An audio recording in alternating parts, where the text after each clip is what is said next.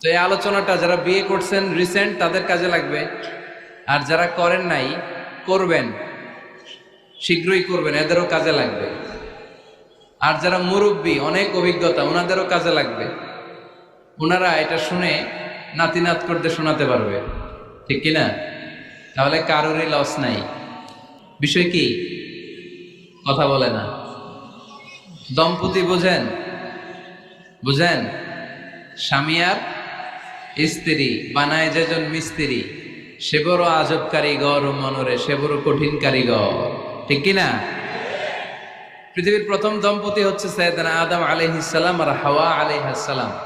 পৃথিবীর প্রথম স্বামী আদম আলাইহিস সালাম, প্রথম স্ত্রী হাওয়া আলাইহিস সালাম। ওয়া কুলনা ইয়া আদম উসকুন আনতা ওয়া যাওজুকাল জান্নাহ। আল্লাহ বললেন, আদম তুমি আর তোমার জোড়া বা তোমার স্ত্রী দুজনে মিলে জান্নাতে থাকো। তাহলে ওনারা ছিলেন স্বামী আর স্ত্রী, ঠিক কিনা? তাহলে এই দাম্পত্য সম্পর্কটা এটা জান্নাতি সম্পর্ক। কি সম্পর্ক? উত্তর দিতে হবে। দৌলতপুরের ভাইরা রাগ করছেন আমার সাথে? শীত লাগতেছে? উত্তর দেওয়া যাবে আওয়াজ করে? হ্যাঁ, আওয়াজ করে উত্তর দিবেন, মুখে তালা মেরে বসে থাকা যাবে না। তাহলে পৃথিবীর প্রথম স্বামীর নাম কি? আদম আলাইহিস সালাম। পৃথিবীর প্রথম স্ত্রী হাওয়া আলাইহিস সালাম। এই দাম্পত্য সম্পর্কটা বড় মধুর, বড় গভীর, বড্ড ভালোবাসার, ঠিক কিনা? স্বামী আর স্ত্রী, স্বামী আর স্ত্রী, এই সম্পর্কটাকে আল্লাহ তাআলা কোরআনে পোশাকের সাথে তুলনা করেছেন। কিসের সাথে? পোশাক। আরবিতে বলে লিবাস। আরবিতে কি বলে?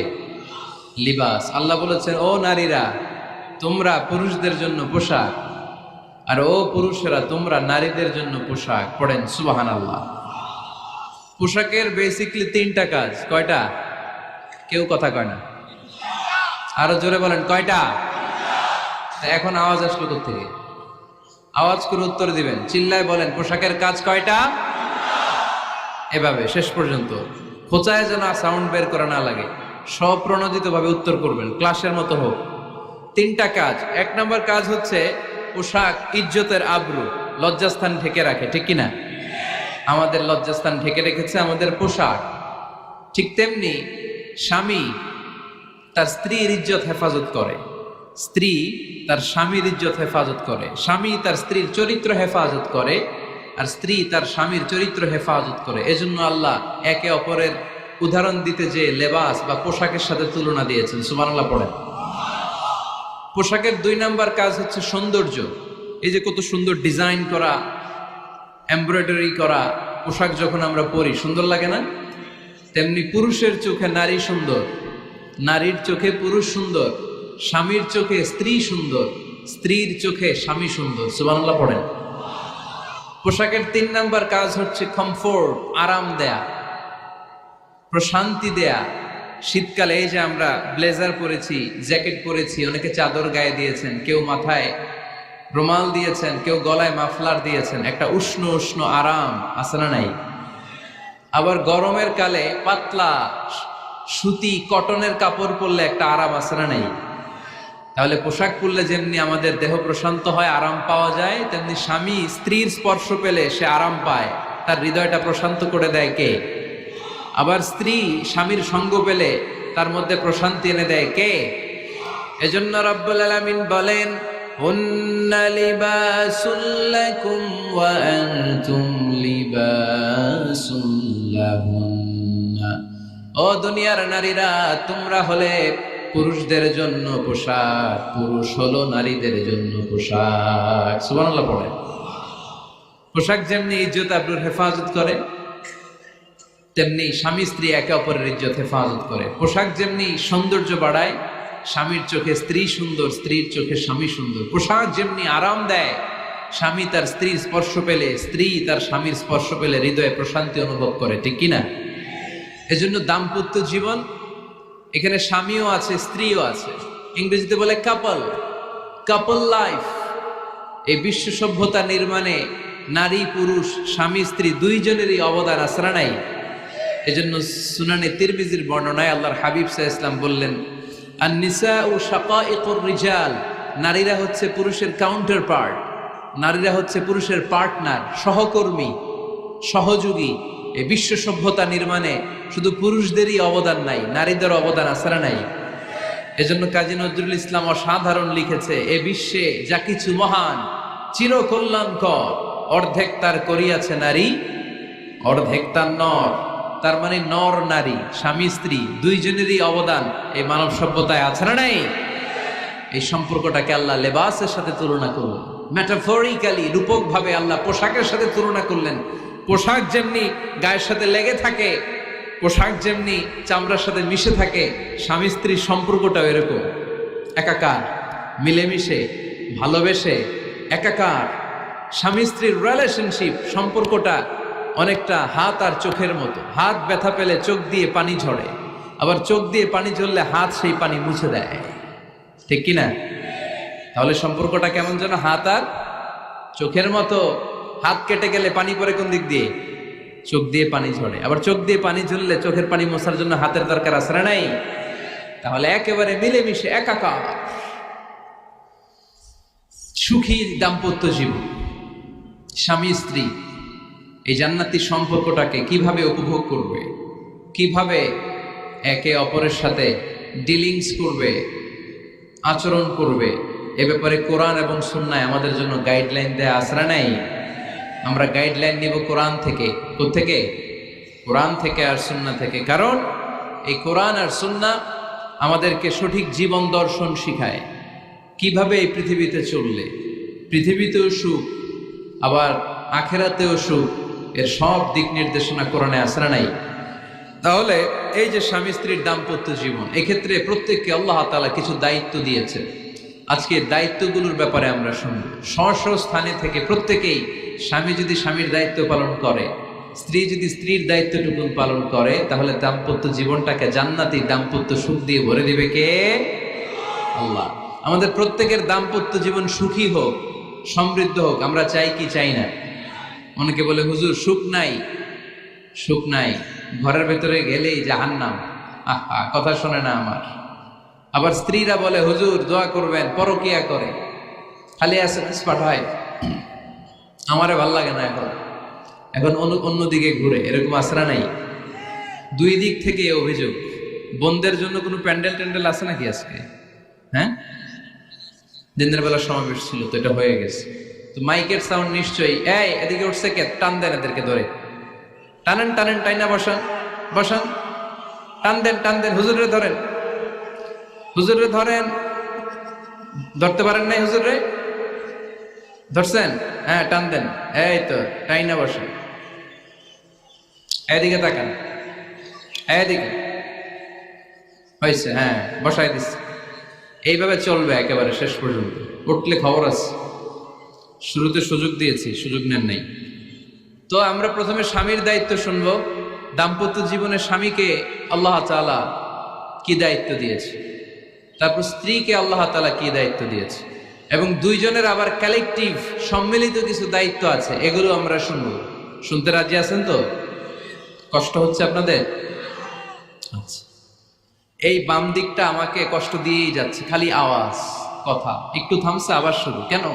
আমার দিকে তাকান। আরেকজনে থামতে বলছে কি আপনারা? এই থামো থামো, এগুলো বলেন কেন? আপনি থামেন, তাহলে তো হয়ে গেল।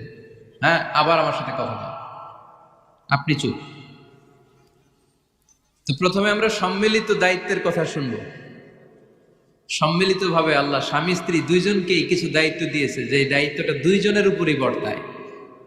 এরপরে শুনবো স্বামীকে আল্লাহ কিছু দায়িত্ব দিয়েছে, এটা শুনবো। এরপরে স্ত্রীকে কিছু দায়িত্ব দিয়েছে। আল্লাহর কসম, এই দায়িত্বগুলো যদি স্বামী স্ত্রী সম্মিলিতভাবে পালন করে, এক একটা ঘরকে আল্লাহ জান্নাতি পরিবার বানায় দিবে, সুখী সমৃদ্ধ জান্নাতি দম্পতি বানায় দিবে। এরকম দাম্পত্য জীবন, সুখময় দাম্পত্য জীবন আমাদের হোক। আমরা চাই কি চাই না? চাই। তাহলে আমরা প্রথমে আলাদা আলাদা দায়িত্ব শোনার আগে সম্মিলিত বা কালেকটিভ রেসপন্সিবিলিটি কি আছে, এই সম্মিলিত দায়িত্বগুলো শুনব। স্বামী স্ত্রীর দুইজনের কাঁধেই বর্তায় এরকম প্রথম দায়িত্ব হচ্ছে স্যাক্রিফাইস। দাম্পত্য জীবনের আসল খেলাটা হচ্ছে স্যাক্রিফাইসের খেলা। কিসের খেলা? স্যাক্রিফাইস। এটা লাগবে। আমার বোনেরা অথবা যুবতী বোনেরা, অথবা রিসেন্টলি বিয়ে হয়েছে এরকম বোনেরা, আজকে তো এক ভাই এসে দোয়া চাইল, হুজুর 3 দিন আগে বিয়ে হয়েছে আমার, একটু দোয়া করে দেন। তারপর যুবক ছেলেরা, তোমরা যারা বিয়ে করনি করবা, খেয়াল করে শোনো, এগুলো কাজে লাগবে। স্যাক্রিফাইসটা খুব জরুরি। স্যাক্রিফাইস ইজ দ্য কি of a successful happy couple life. একটা সুখী দাম্পত্য জীবনের আসল চাবি হচ্ছে স্যাক্রিফাইস। আওয়াজ করে বলতে হবে, চাবিটার নাম কি? স্যাক্রিফাইস করতে হবে, একটু মানিয়ে নেয়া, একে অপরকে বোঝা, একটু ভালোবাসা, একটু মানিয়ে চলা, এটার নাম হচ্ছে স্যাক্রিফাইস। একে অপরকে বোঝার চেষ্টা করা, একটু মানিয়ে চলার চেষ্টা করা, একটু ভালো লাগা, একটু ভালোবাসা, সুখ দুঃখ ভাগাভাগি করে মিলেমিশে একাকার হয়ে যাওয়া, এটার নামই দাম্পত্য জীবন। ঠিক কিনা? হ্যাঁ, এটার নামই দাম্পত্য জীবন। মিলেমিশে একাকার হয়ে যেতে হবে, স্যাক্রিফাইসের মানসিকতা অর্জন করতে হবে। একে অপরের দোষ ধরলে চলবে না, কারণ no one is perfect in this life. আপনি যে আপনার বউয়ের দোষ ধরতেছেন, আপনার দোষ নাই? কথা বলেন না কেন? আপনারও দোষ আছে না নাই? তো লিস্ট দুই ভাবে করা যায়, একটা হচ্ছে দোষের লিস্ট, আর একটা হচ্ছে গুণের লিস্ট। দোষের লিস্ট বাদ দিয়ে দেন। আপনার স্ত্রীর মধ্যে আল্লাহ তাআলা কি কি গুণ দিয়েছে, এই গুণগুলোর লিস্ট করুন, দোষের লিস্ট নয়। দাম্পত্য জীবনটাই এমন, কখনো ঝগড়া, কখনো হাসাহাসি, কখনো মেঘ, কখনো বৃষ্টি, আছে না নাই? হয় না এরকম? আপস এন্ড ডাউনস, মাঝে মাঝে একটু ঝগড়া, মাঝে মাঝে আবার ভালোবাসা, আবার খুনসুটি, এগুলো মিলেমিশে একাকার করে স্যাক্রিফাইস দিয়ে একে অপরকে জয় করে নিতে হয়। কারণ no one is perfect in this world. এই পৃথিবীতে কেউই পারফেক্ট না। আপনি আপনার বউয়ের দোষ খুঁজলে আপনারও দোষ আছে না নাই? কেউ দোষমুক্ত নয়।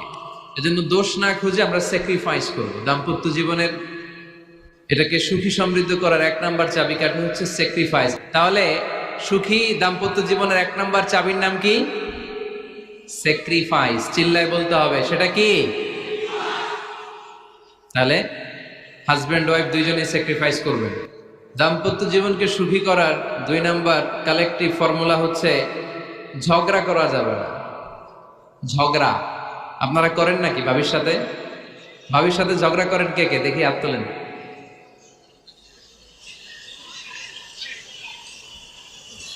এদিকে সব আল্লাহর ওলি, এরা ঝগড়া টগড়া করে না। আপনি করেন? এই সাহসী সন্তান আছে কিছু, মাশাআল্লাহ। ঠিক আছে, বেশি করেন না আবার। হ্যাঁ ঠিক আছে, ঠিক আছে, তোমরাও করো, বুঝছি, আপনারাও করেন। ওকে, না ঝগড়া করা যাবে না। একজন ঝগড়া শুরু করলে আরেকজন চুপ থাকতে হবে। দুইজনই ঝগড়া করলে, দুইজন রেগে গেলে ঝামেলা আসরা নাই। স্বামী রেগে গেলে স্ত্রী চুপ, স্ত্রী কখনো রেগে গেলে স্বামী চুপ, দুইজনই রেগে গেলে তৃতীয় বিশ্বযুদ্ধ। ঠিক কিনা? এজন্য ঝগড়া করতে দেয়া যাবে না। কারণ এই ঝগড়া, সামান্য ঝগড়া থেকে এই ঝগড়া বাড়তে বাড়তে এটা বিচ্ছেদের দিকে গড়ায়, ডিভোর্স হয়ে যায়। এরকম কত কেস যে আমার কাছে আসে, কত কেস যে আমার কাছে আসে যে হুজুর ছোট্ট ঝগড়া থেকে আমাদের মধ্যে ঝগড়া বাড়তে বাড়তে ইগো প্রবলেমের কারণে বিচ্ছেদে গড়ায়। আর এই ঝগড়া একটু শুরু হলে ইবলিশ শয়তানের কাজ হচ্ছে পালে বাতাস দেয়। কি দেয়? পালে বাতাস পেলে এটা দাউ দাউ করে উঁচু হয়ে ওঠে। আগুনের মধ্যে যেমনি কেরোসিন ঢাললে দাউ দাউ করে জ্বলে, সামান্য ঝগড়ার ছোতা পেলে ইবলিশ শয়তান খালি দাউ দাউ করে এই ঝগড়ার আগুনকে জ্বালিয়ে দেয়। ঠিক কিনা? এজন্য ঝগড়া করবেন না, মেহেরবানি করে ঝগড়া শুরু করবেন না। যে কোনো মূল্যে এই ঝগড়াকে থামায় রাখতে হবে। তো ফ্যামিলিতে ঝগড়া অনেক সময় হয়ে যায়, কিন্তু একজন ঝগড়া করলে আরেকজন চুপ থাকতে হবে। ঝগড়া নিয়ে একটা মজার গল্প আছে, শুনবেন? বিশৃঙ্খলা করলে তো গল্প শোনানো যাবে না, একেবারে চুপ। আমার দিকে তাকান, তাকিয়েছেন? ঝগড়া নিয়ে যে গল্পটা, সেটা হচ্ছে এক স্বামী ওয়াজ শুনে বাড়িতে গেছে রাত 11টায়। বাড়ির কাছাকাছি যেতে না যেতে, স্ত্রীর আবার স্বভাব হচ্ছে রাতের খাবারটা স্বামীর সাথে একসাথে খায়, আলাদা খায় না। তো বাড়ির সামনে যেই স্বামী ফোন দিছে ওয়াইফকে, এই শুরু করার আগে দরজাটা খোলো, আমি চলে আসছি। তো ওয়াইফ এসে দরজা খুলে দিছে। এবার স্বামী ঘরে ঢুকে বলে, শুরু করার আগে রাতের খাবারটা দিয়ে দাও টেবিলে, খেয়ে ফেলে। স্ত্রী বেচারি ডাইনিং টেবিলে খাবার দিয়েছে, হাজব্যান্ড বেচারা ওয়াশরুম থেকে ফ্রেশ হয়ে ডাইনিং টেবিলে বসেছে, স্ত্রীও বসেছে, তো খুব বড্ড গরম। হাজব্যান্ড বলে শুরু করার আগে ফ্যানটা ছাড়।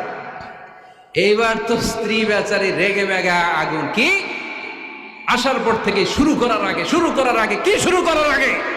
হাজব্যান্ড বলে এই তো শুরু হয়ে গেল। মানে কি ঝগড়া, মানে কি ঝগড়া। প্রিয় ভাইয়েরা, ঝগড়া করবেন না। স্বামী রেগে গেলে স্ত্রী চুপ থাকবেন, স্ত্রী রেগে গেলে স্বামী চুপ থাকবেন। কারণ সহিহ মুসলিমে এসেছে, ইন্না ইবলিসা ইয়াদাউ আরশাহু আলাল মা। ইবলিস শয়তান তার সিংহাসন গেড়েছে সাগরের উপর। কোথায়?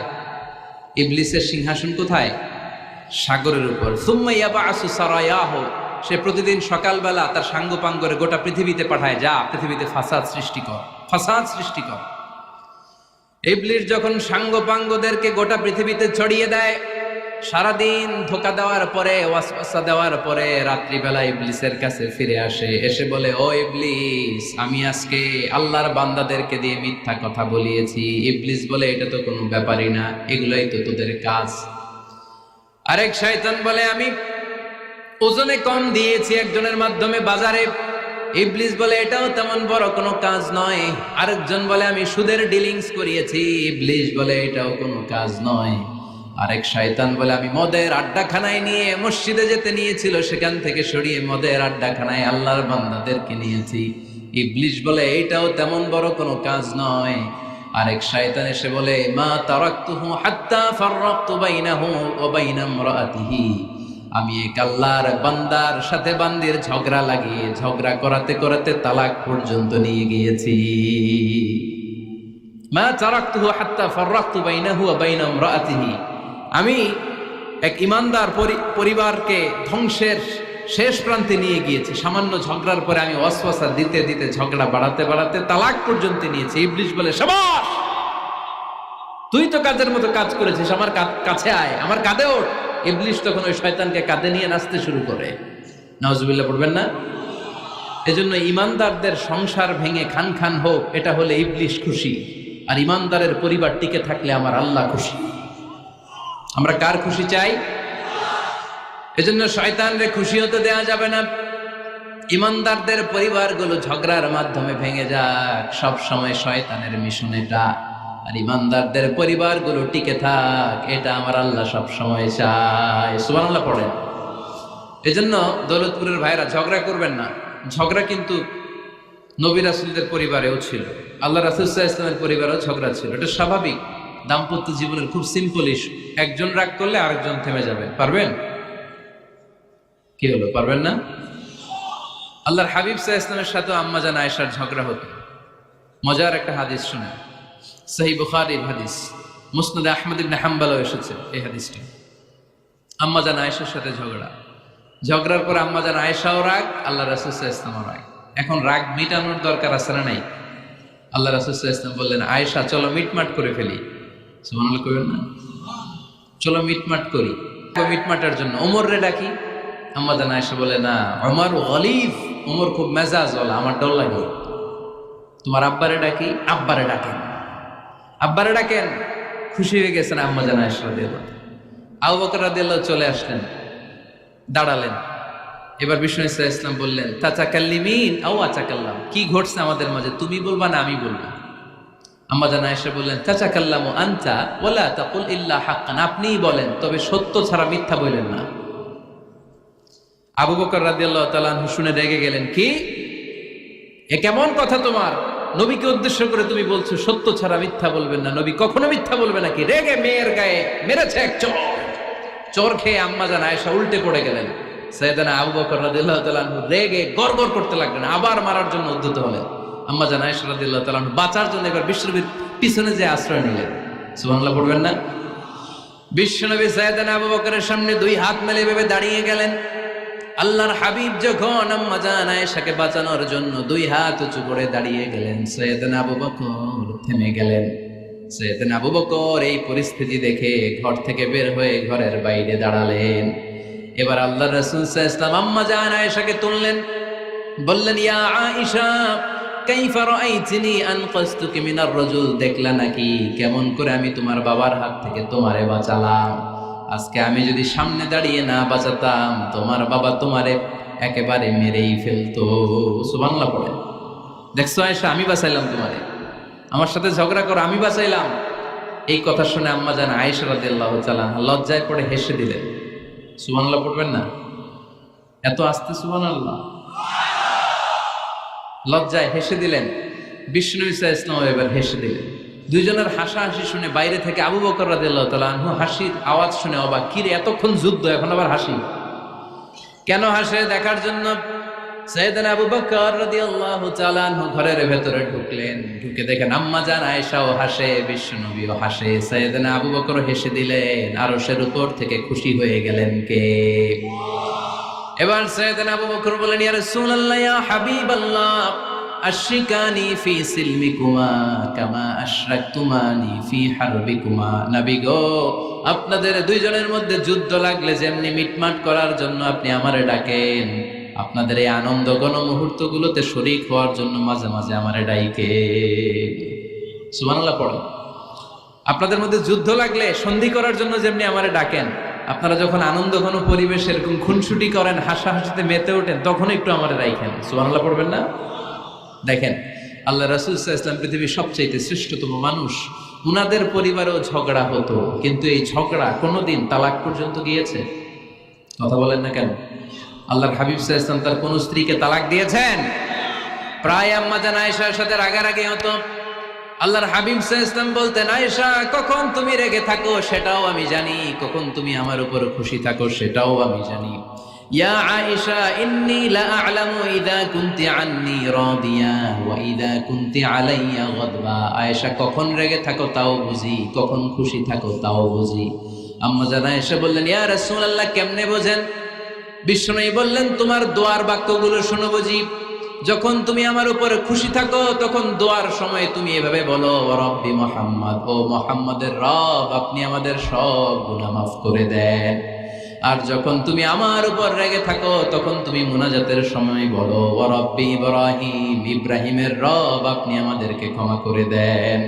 তার মানে যখন তুমি রেগে থাকো তখন দোয়ার সময় আমার নামটা মুখে নিতে চাও না। সুবহানাল্লাহ পড়েন। তখন তুমি দোয়ার সময় অন্য নবীর নাম নাও। আম্মা জান আয়েশা বললেন, ইয়া রাসূলুল্লাহ, মা আহাজুরু ইল্লা ইসমাক, আমি তো শুধু নামটাই সরাই, আমার মুখ থেকে কেবল আপনার নামটাই সরায় রাখি, আমার হৃদয় থেকে কখনো আপনারে সরাতে পারি না। আমার হৃদয় জুড়ে আপনি, মা আহাজুরু ইল্লা ইসমাক, নবী হে, আমি শুধু দোয়ার সময় রাগের মাথায় আপনার নামটা বাদ দেই, হৃদয় থেকে তো আপনারে বাদ দিতে পারি না। সুবহানাল্লাহ বলবেন না? তার মানে নবীদের ফ্যামিলি তো ঝগড়া এগুলো হতো, কিন্তু এটা তালাক পর্যন্ত গড়াতো না, ঠিক কিনা?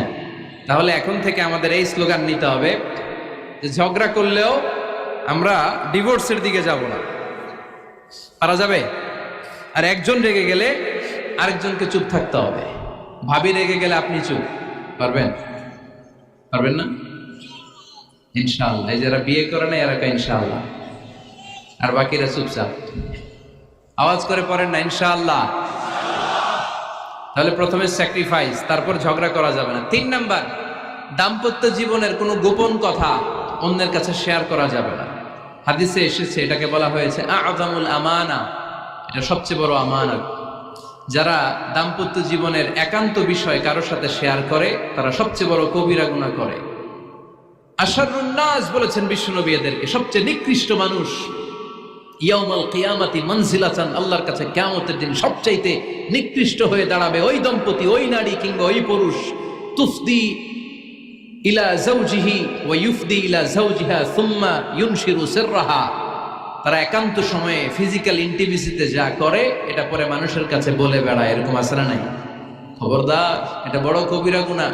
অনেক বোনরা একসাথে হলে দাম্পত্য জীবনের বিভিন্ন গোপন বিষয় নিয়ে কথা বলে, আছে না নাই?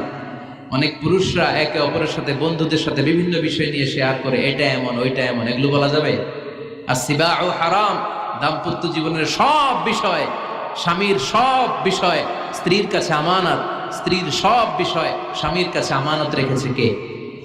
দাম্পত্য জীবনের এই প্রাইভেট লাইফের কোনো কিছু কিয়ামত পর্যন্ত অন্যের কাছে প্রকাশ করাকে হারাম ঘোষণা করে দিয়েছে কে? এজন্য খবরদার আমার বোনেরা, একসাথে মহিলারা হলে পেটের কথা পিঠের কথা সব বের করে দেয়, আসরা নাই কিছু থাকে না, সব বের হয়ে যায়। খবরদার, সব বললেও দাম্পত্য জীবনের কোনো কথা শেয়ার করা যাবে। আমার ভাইয়েরা খবরদার, আপনাদের দাম্পত্য জীবনের কোনো কথা আপনার বন্ধুর সাথে শেয়ার করতে পারবেন না। এগুলো ফ্যামিলি শান্তি নষ্ট করে, দাম্পত্য জীবনের সুখকে নষ্ট করে। তাহলে 3 নাম্বার, প্রাইভেসি বজায় রাখবেন, এটা দুজনেরই দায়িত্ব। 4 নাম্বার, অহেতুক সন্দেহ পরিহার করুন। অনেক স্ত্রী আছে হাজবেন্ডের খালি সন্দেহ করে, এই ওদিকে তাকাই লাগেন, ওই মেয়ের দিকে তাকাই লাগেন, মোবাইল দেখি, মোবাইল দাও, ফেসবুকের পাসওয়ার্ড দাও, ঢুইকা দেখি মেসেঞ্জারে কার সাথে চ্যাট করছে, এই অফিসের ফাইল দেখি, এই এটা দেখি, এই তোমার ইনবক্স চেক করবো, এদিকে দাও, আছে না নাই? এই সন্দেহ ঘরটারে জাহান্নামের টুকরো বানিয়ে ছেড়েছে। অহেতুক সন্দেহ করবেন না। আবার ভাইরা ভাবিদেরকে অহেতুক সন্দেহ করবেন, এই ওদিকে গেলা কেন, ওদিকে তাকাইলা কেন, এটা করলা কেন, ওইটা করলা কেন, দেখি তোমার মোবাইল, তোমার মোবাইলের গ্যালারি দেখি, লক করে রাখছো কেন, লক খোলো, আছে না নাই? অহেতুক সন্দেহ ফ্যামিলিটারে জাহান্নামের টুকরো বানিয়ে দেয়। হ্যাঁ, ভ্যালিড কোনো অপরাধ যদি স্বামী করে ফেলে, ভ্যালিড কোনো অপরাধ যদি স্ত্রী করে ফেলে, পরকীয়ার কোনো বিষয় যদি প্রমাণিত হয়, বসেন, কনসাল্ট করেন, একে অপরের সাথে কথা বলেন, জিজ্ঞেস করেন। কিন্তু অহেতুক, আমি অনেক ফ্যামিলি এরকম দেখেছি, আমার কিছু বন্ধুকেও আমি দেখেছি যে এদের অবস্থা খুব খারাপ, খালি সন্দেহ করে, আছে না নাই? সন্দেহের রোগটা বড় রোগ, এই রোগ থেকে বেরিয়ে আসতে হবে, অহেতুক সন্দেহ করা যাবে না। 5 নাম্বার, হাজব্যান্ড ওয়াইফের দায়িত্ব হচ্ছে একে অপরের সহযোগী হতে হবে, সহকর্মী। আল্লাহর জান্নাত পাওয়ার ক্ষেত্রে একে অপরের সহযোগী। আপনি একা জান্নাতে যাবেন, ভাবি জাহান্নামে, এটা আপনি চান? জি না, আওয়াজ নাই আমগো গলায়, আপনি এটা চান? ভাবি একা জান্নাতে যাবে, আপনি যাবেন না, এটা ভাবি চায়? চায় না। তাহলে গেলে একসাথেই যান না, একসাথেই যান, একসাথেই যাবেন, আলাদা না। এজন্য আল্লাহর আনুগত্যে, আল্লাহর ইবাদতে, দাম্পত্য জীবনে একে অপরের সহযোগী হতে হবে। স্বামী ভুল করলে স্ত্রী সুন্দর করে শুধরে দিবে, স্ত্রী ভুল করলে স্বামী শুধরে দিবে। ফজরের সময় স্ত্রী হাজবেন্ডকে ডেকে দিবে, উঠতে না চাইলে ঠান্ডা পানির ছিটা দিবে। কারণ জান্নাতে একা যাওয়া যাবে না, গেলে দুইজনই যাবে, কথা কয় না? দুইজনেই জান্নাতে যাওয়ার দরকার আছে না নাই? যত বেশি আপনারা আল্লাহর আনুগত্যে আগাতে পারবেন, তত আপনাদের মহাব্বত বাড়ায় দিবে কে? এই যে হাজবেন্ড ওয়াইফের ভালোবাসাটাকে বলে লাভ পিরামিড। কি pyramid? Love pyramid, like triangle, ত্রিভুজ আকৃতির। হাজবেন্ড ওয়াইফের ভালোবাসাটা ত্রিভুজ আকৃতির। The closer the couple comes to Allah, the closer they comes to each other. Husband wife যত বেশি আল্লাহর কাছে যাবে, তারা নিজেরাও নিজেদের তত কাছে যাবে। হাজবেন্ড ওয়াইফ আল্লাহর সম্পর্ক থেকে যত দূরে সরে যাবে, তারা নিজেরাও নিজেদের থেকে তত দূরে সরে যাবে, ঠিক কিনা? ত্রিভুজ চিনেন আপনারা? হ্যাঁ, এই জিওয় কয়েকজন জিওয়, আপনারা ত্রিভুজ চিনেন না? চিনি, জিওয়, ঠিক আছে। ত্রিভুজের কয় কোণা?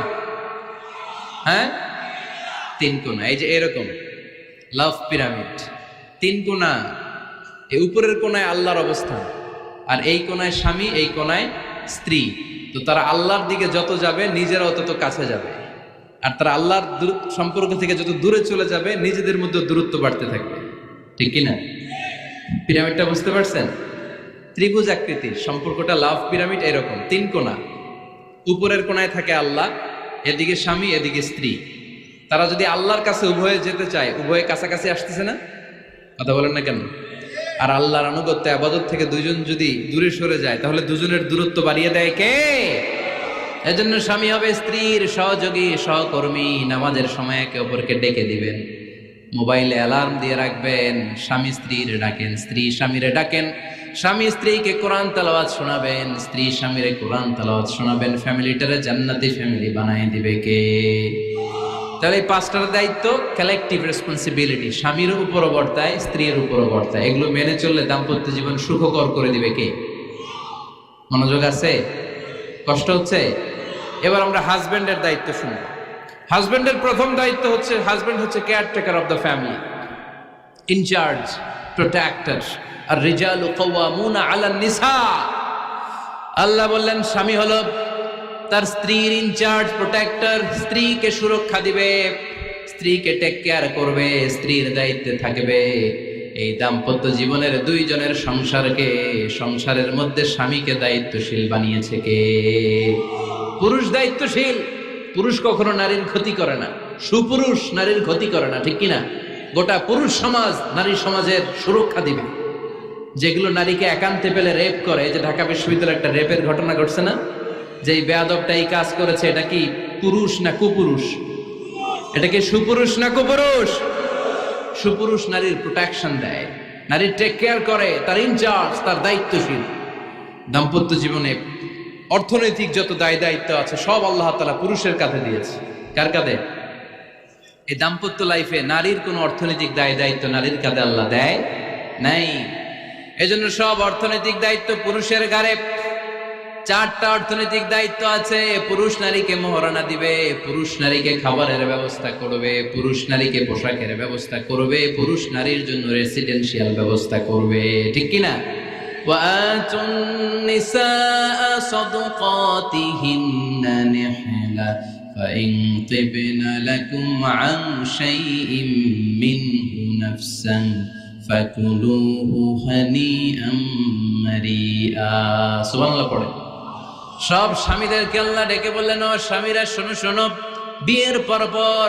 বিয়ের পর সাথে সাথে স্ত্রীর কাছে তুমি মোহরানা আদায় করে দাও। মোহর দেয়া নফল নাকি ফরজ? জোরে বলেন। তোমরা কি দাও? সিলটি পুলা মোহরানা দাও? হ্যাঁ, মোহরানা দিতায় নাকি যৌতুক খাইতা? খিতা করতা? হ্যাঁ, কি দিব? মোহরানা দিব। মোহরানা দেয়াকে ফরজ করেছে কে? আল্লাহ। তো মোহর দিতে টাকা লাগে না? এই টাকার দায়িত্ব পুরুষের ঘাড়ে দিছে কে? 2 নাম্বার দায়িত্ব, আলাল মাউলুদি লাহু রিজকুহুন্না ওয়া কিসওয়াতুহুন্না বিল মা'রুফ। স্বামী স্ত্রীর জন্য খাদ্যের ব্যবস্থা করবে, পোশাকের ব্যবস্থা করবে। 3 নাম্বার, ওয়াসকিনুহুন্না মিন হাইসু সাকানতুম মিন ওয়াজদিকুম। নিজের সামর্থ্যের মধ্যে থেকে স্ত্রীর জন্য রেসিডেন্সিয়াল একটা এরিয়ার ব্যবস্থা করে দিবে। সুবহানাল্লাহ পড়ো। তাহলে অর্থনৈতিক দায়িত্বের মধ্যে 4টা: মোহরানা দেয়া, মিলস খাবারের ব্যবস্থা করা, মানে ফুডিং এন্ড ক্লোথিং, পোশাকের ব্যবস্থা করা, সর্বশেষ রেসিডেন্সিয়াল ব্যবস্থা করা। এই যে অর্থনৈতিক সব দায়িত্ব, খরচ যেখানেই আছে, সব দায়িত্বগুলো পুরুষের কাঁধে দিল কে? চিল্লায় বলেন কে? খরচের সবকিছু আল্লাহ তাআলা পুরুষের কাঁধে দিয়েছেন। এটা হচ্ছে পুরুষের ফিনান্সিয়াল দায়িত্ব। এবার দাম্পত্য জীবনে পুরুষের নন ফিনান্সিয়াল কিছু দায়িত্ব আল্লাহ তাআলা দিয়েছেন, এগুলো আমরা শুনি। এদিকে ওঠাওটি করলেন কে কে দেখি? আটকান, এদেরকে আটকান, ধরেন ধরেন, এদেরকে ধরেন। হ্যাঁ, কে হইছে? শেষ করে দিব তো? খিতা কইতা? হ্যাঁ, জোরে মাতো। চলবে চলবে? হ্যাঁ, তাকবীর পড়েন তো দেখি। যারা চলবে বলতেছেন লিল্লাহি তাকবীর।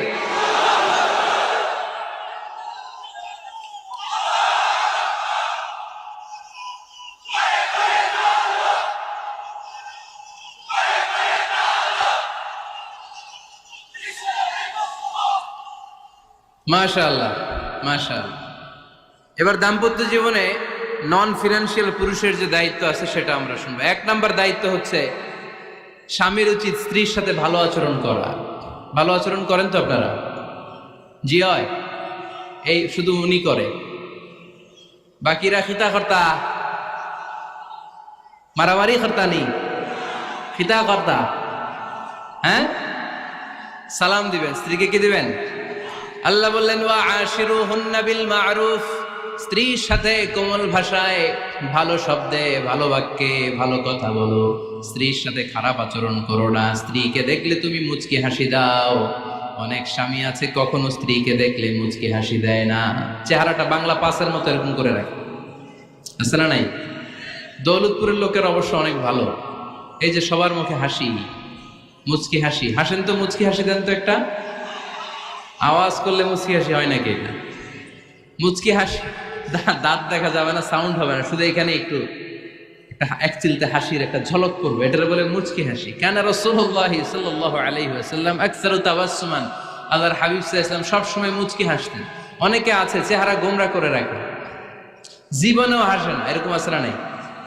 দেখছেন এরকম আছে? এলাকায় তো নাই না? আছে। হাসবেন, হাসবেন। মুচকি হাসতে পয়সা লাগে না, পয়সা লাগে? এজন্য হাসবেন। আল্লাহর হাবিব সাল্লাল্লাহু আলাইহি ওয়াসাল্লাম বলেছেন ফাস্তাউসু বিন-নিসাই খায়রা, নারীর সাথে ভালো আচরণ করো। নারীদেরকে বাঁকা পাঁজরের হাড় দিয়ে তৈরি করা হয়েছে। এই হাড়কে সোজা করতে গেলে ভেঙে যাবে, রেখে দিলে বাঁকাই থেকে যাবে। তো কি করতে হবে? ফাস্তাউসু বিন-নিসাই খায়রা, কোমল আচরণ করো। আবার আল্লাহর হাবিব সাল্লাল্লাহু আলাইহি ওয়াসাল্লাম বললেন রিফকাম বিল কাওয়ারিদ, নারীদেরকে কাচের তৈজসপত্র বাসনের সাথে, গ্লাসের সাথে আল্লাহর হাবিব সাল্লাল্লাহু আলাইহি ওয়াসাল্লাম তুলনা করলেন।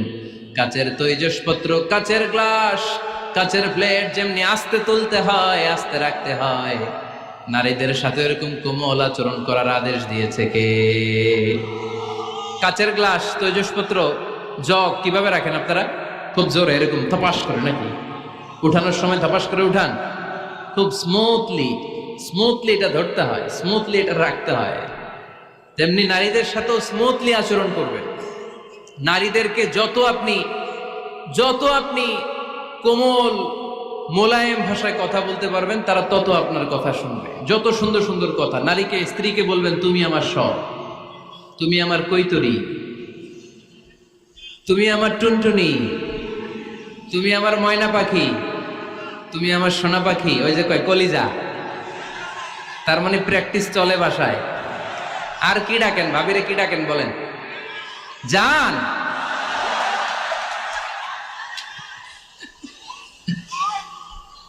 জান ডাকেন। আর ভাবি কি ডাকে আপনাদেরকে? বাবু। কি ডাকে? বাবু ডাকে। আর কি ডাকে? হ্যাঁ, বেবি। পোলাপান কত দুষ্ট দেখছেন, বেবি ডাকে নাকি? স্বামী স্ত্রীর মধ্যে এই সোহাগপূর্ণ, এই ভালোবাসাপূর্ণ এই ডাকাডাকিতে কোনো গুনাহ নাই, আছে সওয়াব। এগুলো দাম্পত্য জীবনকে সুখময় করে, ঠিক কিনা? তাহলে স্ত্রীদের সাথে কোমল আচরণ করতে হবে, 1 নাম্বার দায়িত্ব। 2 নাম্বার দায়িত্ব, স্ত্রীর সেক্সুয়াল ডিজায়ারকে ফুলফিল করতে হবে। সেন্সিটিভ, যেগুলো ব্যাখ্যা করে বোঝানো কঠিন। আপনারা বুঝবেন যারা ম্যাচিউরড, মোর দেন 18 ইয়ার্স, যারা 18+ যাদের বয়স, সেক্সুয়াল ডিজায়ার ফুলফিল করা হাদিসে এসেছে, এটা স্বামীর দায়িত্ব। ফিজিক্যাল ইন্টিমেসির সময় নিজের ডিজায়ার ফুলফিল হলেই কুইট না করা, সময় দেয়া, এটা আবশ্যক। এই বিষয়েও প্রত্যেক স্বামীর খেয়াল রাখা দরকার। সংক্ষেপে শেষ করে দিলাম। 3 নাম্বার, স্ত্রীর ব্যক্তিগত বৈধ কাজে স্বাধীনতা দিতে হবে স্বামীর। অনেক স্বামী এই ছোট্ট বিষয় নিয়ে মারামারি লাগায় ফেলে ঘরে। স্ত্রীর ব্যক্তিগত বৈধ যে চয়েস, এটাতে আপনি স্বাধীনতা দিবেন। স্ত্রীর মনে চায় রান্না বান্না শিখতে, আপনি বললেন তুমি কম্পিউটার শিখো, কিলাকিলি আছে না নাই? স্ত্রীর মনে চায় কাঁথা সেলাই শিখতে, নকশি কাঁথা, আপনি বললেন না তুমি ল্যাঙ্গুয়েজ শিখো, ঝামেলা আছে না নাই? না, প্রত্যেকের আলাদা ব্যক্তিগত রুচি, চাহিদা, মতামতের গুরুত্ব আছে না নাই? এজন্য প্রত্যেক স্বামীর উচিত স্ত্রীর বৈধ ব্যক্তিগত যে কাজ, অবৈধগুলা না। আবার স্ত্রী বলল যে জি বাংলা দেখবো, তুমি একটা টিভি নিয়ে আসো, আনা যাবে? কথা বলেন। স্ত্রী বলল চলো পহেলা বৈশাখে আমরা নাচানাচি করব, তুমি আর আমি মিলে, এটা মানা যাবে না। স্ত্রীর ব্যক্তিগত বৈধ কাজে স্বাধীনতা দেয়া। আম্মা জান আয়েশা রাদিয়াল্লাহু তাআলা আনহা বলেন, ওয়া কানা লি সাওয়াহিবু ইয়ালআবনা মাই, বুখারীর বর্ণনা, আমি যখন আল্লাহর হাবিব সাল্লাল্লাহু আলাইহি ওয়াসাল্লামের বাড়িতে বউ হয়ে আসলাম, আমার কিছু খেলার সাথী ছিল। আমি কাপড় দিয়ে পুতুল বানাতাম আর ঘোড়া বানাতাম, এগুলো দিয়ে খেলতাম। আমার সাথীরা আসলে রাসূল সাল্লাল্লাহু আলাইহি ওয়াসাল্লাম ঘরের পর্দা নামিয়ে দিয়ে আমার জন্য ঘরটা ছেড়ে দিত। সুবহানাল্লাহ কইতে পারলেন না? আল্লাহর হাবিব সাল্লাল্লাহু আলাইহি ওয়াসাল্লাম কখনো বলতেন না আয়েশা তোমার বান্ধবীরা যেন ঘরে না আসে, কখনো বলতেন না আয়েশা আমি নবী মানুষ, তুমি নবীর বউ, তুমি কেন পুতুল দিয়ে খেলো, তুমি যেন কাপড় দিয়ে পুতুল বানাও, কেন ঘোড়া বানাও, এগুলো বন্ধ করো। কোনদিন বিশ্বনবী আম্মা জান আয়েশা রাদিয়াল্লাহু তাআলা আনহার পুতুল খেলায় বাধা দেন নাই, সাথীদের সাথে খেলাধুলায় কখনো বাধা দেন নাই। সুবহানাল্লাহ পড়েন। ছোট্ট মেয়েদের জন্য কাপড়ের পুতুল দিয়ে খেলাধুলা করা এটা জায়েজ, কারণ ছোট্ট মেয়েরা দেখবেন পুতুল বানায়, এটার দুধ খাওয়ায়, এটার জন্য রান্না করে, এটার গোসল করায়। এটাকে ছোট্ট মেয়েদের জন্য পুতুল খেলা জায়েজ রাখা হয়েছে এজন্য, কারণ তারাই কিছুদিন হবে এই প্রজন্মের মা। তাদের সন্তানদেরকে কেমন করে লালন পালন করবে তার একটা প্র্যাকটিস খেলার ছলেই ছোটবেলায় হয়ে যায়। সুবহানাল্লাহ পড়েন। এজন্য 3 নম্বর দায়িত্ব স্ত্রীর ব্যক্তিগত হালাল যে কাজগুলো আছে তার ব্যক্তিগত এই ভালো কাজগুলোতে আপনার স্বাধীনতা দিতে হবে, বাধা দেয়া যাবে না। প্রশংসা করবেন। কি করবেন? প্রশংসা। আমরা খালি দোষ খুঁজি, তোমার রান্না ভালো না, তোমার চেহারা ভালো না, তোমার বাপ ভালো না, তোর মা ভালো না, তোর 14 গোষ্ঠী খারাপ, আছে না নাই? তো এই বেডি আপনারা ভালোবাসবে? এই বেডি তো আজীবন আপনার বদনাম করবে, ঠিক কি না? কোনোদিন তারে আপনি প্রশংসা করলেন না, প্রশংসা করবেন। স্ত্রীর চেহারার প্রশংসা করেন, যে তুমি সুন্দর, তুমি সুন্দরী, এরকম বলেন, খুশি হবে না? হ্যাঁ, তুমি সুন্দর তাই চেয়ে থাকি, সে কি মোর অপরাধ? কোনো অপরাধ নাই, ইচ্ছা মতো গাইতে থাকেন স্ত্রীর শানে গান, সব আছে না নাই? তবে শুধু স্ত্রীকে শোনানো যাবে, ভাবিরে শোনানো যাবে, শালীরে শোনানো যাবে, পাশের বাড়ির কাউরে শোনানো যাবে? দেখেন ইসলাম কত চেক এন্ড ব্যালেন্স। স্ত্রীকে আপনি গান শোনান, কোনো গুনাহ নাই, আছে শুধু সওয়াব। তাহলে 4 নম্বর পয়েন্ট হচ্ছে এপ্রিসিয়েশন। সারাদিন এই মহিলাটা ফজরের পর থেকে উঠে ঘর গোছায়, মশারিগুলো খোলে, বিছানা পরিষ্কার করে, বাচ্চাদেরকে ক্লিন করে, স্কুলের টিফিন রেডি করে দেয়, বাচ্চাদেরকে স্কুলে যেতে দেয়, আপনার জন্য খাবার রেডি করে, কাপড় ধোয়, ঘরের সবাইকে দেখভাল করে। একদিনও আপনি তার এপ্রিসিয়েশন করলেন? এরকম ডাকাইত স্বামী আছে না নাই? দৌলতপুরে নাই, এখানে সব ভালো। এপ্রিসিয়েট করবেন। আমরা ভুলে যাই, একটা থ্যাঙ্কস দিতে ভুলে যাই, একটা জাযাকিল্লাহ, আল্লাহ তোমাকে জাযা দেখ, এটাও বলি না। এদিকে তাকান, বলবেন তুমি সুন্দরী, তুমি অনন্যা, তুমি সুস্নিগ্ধা, তুমি প্রিয়ংবদা, তুমি সুহাসিনী, তুমি সুকেশিনী, তুমি সুভাষিনী, তুমি অসূর্যম পোষ্যা, মেঘে কালো কেশ, কাজল কালো চুল, হরিণের মতো ডাগর ডাগর দুটি তোমার চোখ। আহা হা হা, যে পোলাপাইন খুশি হয়ে গেছে। আহা হা, ওরা মুখস্থ রাখতেছে, বলবে এগুলা, বিয়ে করে নাই কিন্তু এখনো। তো জায়গা মতো বলবা, গার্লফ্রেন্ডে বলো না। আবার কাকে বলবা? স্ত্রীকে।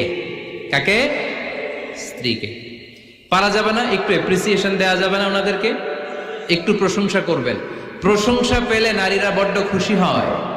যদি আপনি বলেন যে তোমার রান্নাটা আজকে অসাধারণ হয়েছে, দেখবেন আরেক বাটি আইনা দিতেছে, খাইতে পারতেছে না, এরপর পাতে তুলে দেয়, আরেকটু খাও, আরে খাও না, আছে না নাই? ওই যে প্রশংসা করছেন, খুশি হয়ে গেছে তো। আপনি 10,000 টাকার বান্ডিল দিয়ে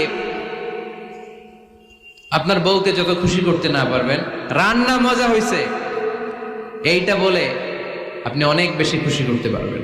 আল্লাহর হাবিব সাল্লাল্লাহু আলাইহি ওয়াসাল্লাম কখনো স্ত্রীদের রান্নার বদনাম করে নাই। সুবহানাল্লাহ পড়বেন না? আওয়াজ করে পড়েন সুবহানাল্লাহ।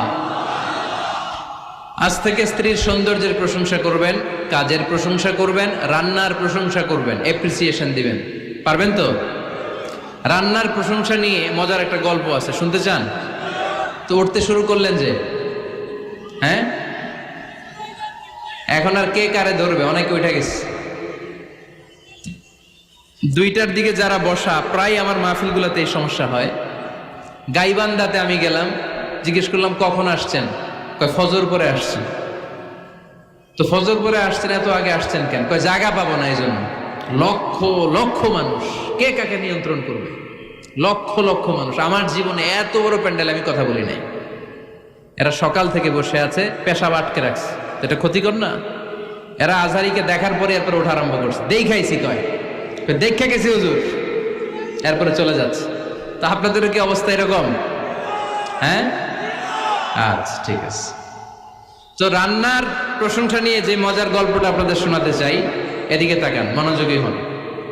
আমার ওয়াজ শুনে এক লোক মনে মনে নিয়ত করছে যে আয়রে, জীবনে তো রান্নার প্রশংসা করলাম না, আজকে রান্নার প্রশংসা করব। তো মাহফিল শেষে বাসায় গেছে, স্ত্রী তাকে খাবার দিয়েছে, স্বামী খাবার খায় আর মিটি মিটি হাসে। স্ত্রী বলে, এই মাহফিল শুনে আসছো, রাত বাজে 12টা, খাচ্ছ ভালো কথা, হাসো কেন? তো স্বামী বলে, হাসি এর কারণ হচ্ছে তোমার রান্নাটা আজকে এত মজা হয়েছে না জীবনে, আজকে বাড়াই বাড়াই পেতেছে, তো জীবনে এত মজার রান্না খাই নাই, রান্না মজা হয়েছে শুই না। স্ত্রী তো রেগে গেছে, কি গত 10 বছর ধরে তোমারে রান্না করে খাওয়াই, একদিনও রান্নার প্রশংসা করলা না, আর আজকে পাশের ঘরের ভাবি একটু গরুর গোশতের তরকারি পাঠাইছিল বাটিতে করে, পাশের ঘরের ভাবি একটু আমাদের বাড়িতে তরকারি পাঠাইছিল, তো ওই তরকারি দিয়েই তোমাকে খাবার দিছি, আজকে আর রান্না টান্না আমি করি নাই।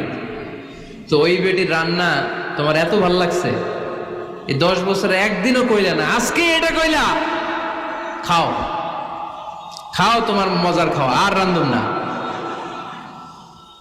তো প্রশংসা করলে বুঝে শুনে করবেন, একটু এনশিওর হবেন যে রান্নাটা করছিল কে, তা না হইলে কিন্তু ঘরে চুলায় আগুন জ্বলবে না, টানার রোজা রাখা লাগবে, ঠিক কিনা? তো 4 নাম্বার গেল এপ্রিসিয়েশন, একটু এপ্রিসিয়েশন দিবেন। আল্লাহর হাবিব সব সময় স্ত্রীদের প্রশংসা করতেন। সেই বুখারীর বর্ণনা, আল্লাহর হাবিব বলেন, ইন্না ফাদলা আয়েশা আলান নিসা কাফাদলি সারিদ আলা সাইরিত তাআম। আরব ভূখণ্ডের মধ্যে সব খাবারের উপরে সারিদ খাবার যেমনি সেরা, দুনিয়ার সব নারীদের মধ্যে আমার আয়েশা তেমনি সেরা। সারিদ একটা খাবার আছে। আমি যখন মিশরে পড়তাম আল আজহার ইউনিভার্সিটিতে, আমাদের ইউনিভার্সিটিতে সরকারের পক্ষ থেকে সরকারিভাবে খাবার দেয়া হতো। আমাদের খাবারের খরচ বহন করতেন ওমানের সুলতান কাবুস। এই গত 3-4 দিন আগে ইন্তেকাল করেছেন, নাম শুনছেন আপনারা? প্রায় 40 বছরেরও বেশি মনে হয়, 45 বছর বা 50 বছরের লম্বা সময় উনি ওমানের প্রেসিডেন্ট ছিলেন। উনি আমাদের খাবারের খরচটা বহন করতেন। কিছুদিন আগে ইন্তেকাল করেছেন। আমরা ওনার জন্য দোয়া করি, আল্লাহ তাআলা এই সুলতান কাবুসের জীবনের গুনাহগুলো মাফ করে নিক, ওনার সমস্ত খেদমত আল্লাহ কবুল করে নিক। তো আমাদের আল আজহার ইউনিভার্সিটির হোস্টেলে ঈদের দিন একটা খাবার দিত, এটার নাম ছিল সারিদ। রুটি আর গোশত এগুলোকে ম্যাশড করে একটা স্তর বানাতো, এটা কেটে কেটে আমাদেরকে দিত, এটাকে বলে সারিদ। আরব দেশে সবচেয়ে দামি খাবার। আমাদের দেশে যেমনি পোলাও, গরুর রেজালা, রোস্ট, এগুলো খুব উন্নত খাবার ধরা হয়, বিয়েতে সার্ভ করা হয়। আরব দেশে ওইটাকে বলে সারিদ, শ্রেষ্ঠ খাবার। আল্লাহর হাবিব বললেন, সব খাবারের মধ্যে যেমনি সারিদ সেরা, নারীকুলের মধ্যে তেমনি আমার আয়েশা সেরা। দেখেন কেমনে এপ্রিসিয়েট করতেন। আম্মা জান আয়েশাকে তিনি সব সময় আদর করে হামায়রা বলে ডাকতেন। হামায়রা মানে লাল সুন্দরী বউ। কি সুন্দরী? আম্মা জান আয়েশা রেগে গেলে গাল দুটো আনার ফলের মতো লাল হয়ে যেত, এজন্য ডাকতেন, ও আমার লাল সুন্দরী বউ। সুবহানাল্লাহ কইতে পারলেন না? আবার আম্মাজান খাদিজাতুল কুবরা তাহেরা রাদিয়াল্লাহু তাআলা আনহার ব্যাপারে বলতেন, ইন্নী ক্বাদ রুজিকতু হুব্বাহা। সহিহ মুসলিমের বর্ণনায় তিনি বলতেন, খাদিজার ভালোবাসা আল্লাহ তাআলা আমার হৃদয়ে রিজিক হিসেবে দিয়েছে। আওয়াজ করে পড়েন আল্লাহু আকবার। তো এইজন্য এপ্রিসিয়েট করবেন। 5 নাম্বার হচ্ছে আপনার ভালোবাসা স্ত্রীকে প্রকাশ করুন। এক ছাদের নিচে আজীবন বসবাস, 20 বছর হয়ে গেছে এদের সংসার, একদিনও মুখ ফুটে বলতে পারে নাই তোমারে ভালোবাসি। পারছেন? হ্যাঁ, কে কে পারছেন? দেখে হাত তোলেন। হাত অর্ধেক তুলে আবার নামায়, ভেজাল আছে, ঠিক কিনা? ভালোবাসি বলছিলেন? কারে বলছিলেন? ভাবিকে না গার্লফ্রেন্ডকে? হ্যাঁ, স্ত্রীকে বলবেন। নিজের স্ত্রীকে বলবেন আই লাভ ইউ। কি বলবেন? কথা বুঝে না বোধহয়। কি বলবেন? সবাই বলেন। কি বলবেন? মুরব্বী একজনও কয় না, কয় এতদিন কইছি না, অহনো কম না। তিরমিজির বর্ণনা দেখেন, বিশ্বনবী যে আই লাভ ইউ বলতো তার দলিল শুনেন। সাহাবারা জিজ্ঞেস করলেন, ইয়া রাসূলুল্লাহ, মান আহাব্বুন নাস ইলাইক, ও নবী কারে সবচেয়ে বেশি ভালোবাসেন? Who do you love the most, নবী কাকে সবচেয়ে বেশি লাভ করেন আপনি? সাহাবারা প্রশ্ন করলেন, এ রাসূলুল্লাহ কাকে লাভ করেন বেশি? আল্লাহর হাবিব সাল্লাল্লাহু আলাইহি ওয়াসাল্লাম বললেন, আয়েশা, আয়েশা রে। সুবহানাল্লাহ কইবেন না? সাহাবারা বললেন, ওমিনার রিজাল, পুরুষদের মধ্যে কারে বেশি পছন্দ করেন? বিশ্বনবী বললেন, আবুহা, আয়েশার বাবা রে। সাইয়েদনা আয়েশা রাদিয়াল্লাহু তাআলা আনহার বাবার নাম কি? আবু বকর। কি নাম? আবু বকর। আল্লাহর হাবিব সাল্লাল্লাহু আলাইহি ওয়াসাল্লাম বললেন, সবচেয়ে বেশি লাভ করি আয়েশাকে। সাহাবারা বললেন, ওমিনার রিজাল, পুরুষদের মধ্যে কারে বেশি লাভ করেন? আল্লাহর হাবিব সাল্লাল্লাহু আলাইহি ওয়াসাল্লাম বললেন, আয়েশার বাবা রে। সুবহানাল্লাহ পড়েন। আম্মা জান আয়েশাকে বিশ্বনবী এত ভালোবাসতেন। আম্মা জান আয়েশা পেয়ালার যেইখানে ঠোঁট লাগিয়ে দুধ পান করতেন, বিশ্বনবী পেয়ালার ওই জায়গাটা খুঁজে খুঁজে ওই জায়গায় ঠোঁট লাগিয়ে দুধ পান করতেন। আম্মা জান আয়েশা রাদিয়াল্লাহু তাআলা না গোশত খেয়ে হাড্ডি চষে হাড্ডিটা রেখে দিলে বিশ্বনবী আম্মা জান আয়েশার চষা হাড্ডিটা মুখে নিয়ে আবার চষতে শুরু করে দিতেন। পড়েন সুবহানাল্লাহ। দুইজন একসাথে এক বালতি থেকে পানি নিয়ে গোসল করতেন। পড়েন আল্লাহু আকবার। তাহলে এভাবে ভালোবাসা প্রকাশ করতে পারবেন তো?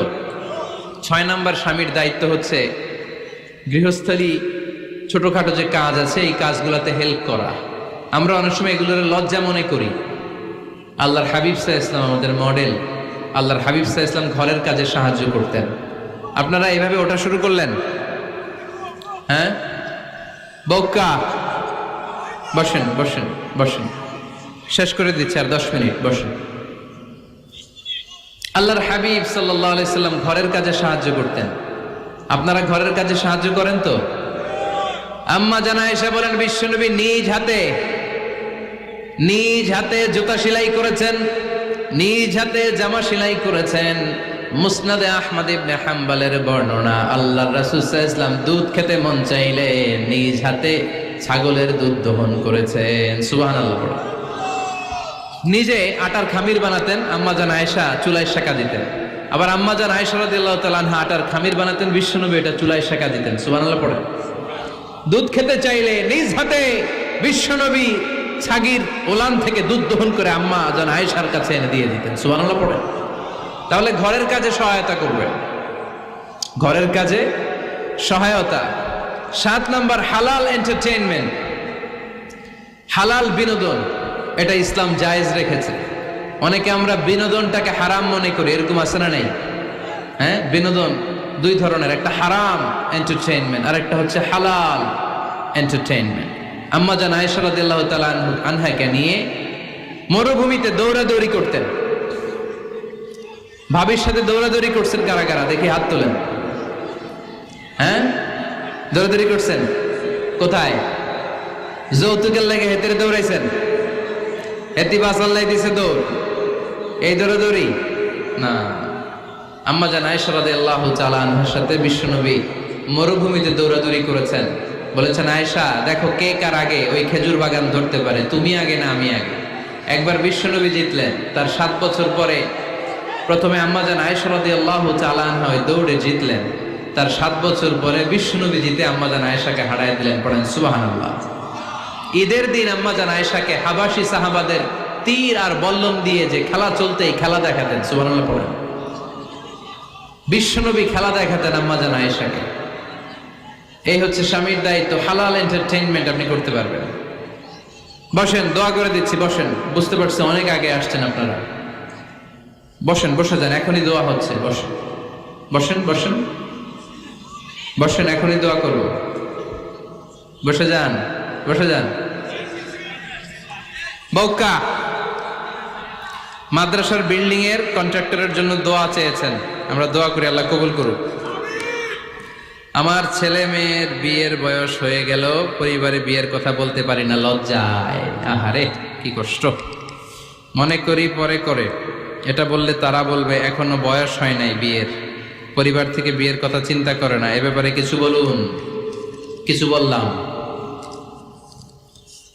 এই সমস্যা পুরো বাংলাদেশে, ছেলে মেয়েদেরকে সময় মতো বিয়ে দেয় না। ইউটিউবে এই নিয়ে আমার কথাবার্তা পাবেন, শুনে নিয়ে।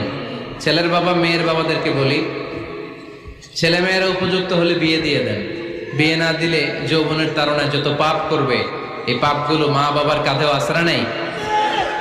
আচ্ছা, 8 নাম্বার স্বামীর দায়িত্ব হচ্ছে, স্বামীর দায়িত্ব বলেই এখন দোয়া। স্ত্রীর মতামতের গুরুত্ব দিবেন। অনেক স্বামী আছে বাজার করতে গেলে নিজের যেটা মন চায় ওইটাই কিনে, আছে না নাই? নিজে গরু খাবে, খাসি খাবে, খালি ওইটাই কিনে। আপনার বউ হয়তো পছন্দ করে আচার, পছন্দ করে জলপাই, আমড়া, এগুলো আনে না, আছে না নাই? খোঁজ খবর নেবেন। অনেকে ফ্ল্যাট কিনতে মনে চায়, হুট করে কিনে ফেলে না। ভাবিরে জিজ্ঞেস করবেন কোন দিকে কিনলে ভালো হয়, ওয়াশরুমটা কোন দিকে দিতে হবে, কিচেনটা কোন দিকে দিলে সুবিধা, জানালাগুলো কোথায় দিলে সুবিধা, এগুলো সব ডিসাইড করে নেবেন। এই কারণেই দাম্পত্য জীবনে সুখ নাই। 9 নাম্বার, একসাথে সময় কাটাবেন। 6 মাসের বেশি কোনো লোক তার স্ত্রীর অনুমতি ছাড়া বাইরে যে প্রবাস জীবন কাটাতে পারবে না। এদেশের অনেক লোক প্রবাসে সময় কাটায়। 6 মাসের বেশি স্ত্রীকে রেখে দিয়ে কোনো হাজব্যান্ড বিদেশে থাকতে পারবে না। সিলেটিরা লন্ডনে থাকে, 6 মাস পরেই আসতে হবে, ঠিক কিনা? সর্বশেষ কথা হচ্ছে, স্ত্রীর জন্য দোয়া করবেন। স্বামীর পক্ষ থেকে স্ত্রীর জন্য দোয়া, এটার গুরুত্ব আছে না নাই? বিশ্বনবী তার স্ত্রীর জন্য দোয়া করতেন। স্ত্রীর জন্য দোয়া করবেন, রব্বানা হাব লানা মিন আজওয়াজিনা ওয়া যুররিয়াতিনা কুররাতা আ'য়ুন ওয়াজআলনা লিল মুত্তাকিনা ইমামা। ও আল্লাহ, আমার স্ত্রীদেরকে, আমার সন্তানদেরকে আমার চক্ষু শীতলকারী বানিয়ে দেন। পড়েন আমিন। আল্লাহ আমার স্ত্রীকে এমন বানান, স্ত্রীকে দেখলেই যেন আমার হৃদয়টা প্রশান্ত হয়, আমার চোখ যেন জড়িয়ে যায়। এই 10টা দায়িত্ব স্বামীর সুখী দাম্পত্য জীবনের জন্য। স্ত্রীর দায়িত্ব আজকে বলার সুযোগ হলো না, অন্য কোথাও অন্য কোনো মাহফিলে এই বিষয় নিয়ে আলোচনা করব, যে একটা সুখী দাম্পত্য জীবনের জন্য স্ত্রীকে আল্লাহ কি দায়িত্ব দিয়েছে। এই দায়িত্বগুলো আপনারা ইউটিউব থেকে শুনে নেবেন। আপনারা সবাই ভালো থাকুন, সুস্থ থাকুন, সুন্দর থাকুন।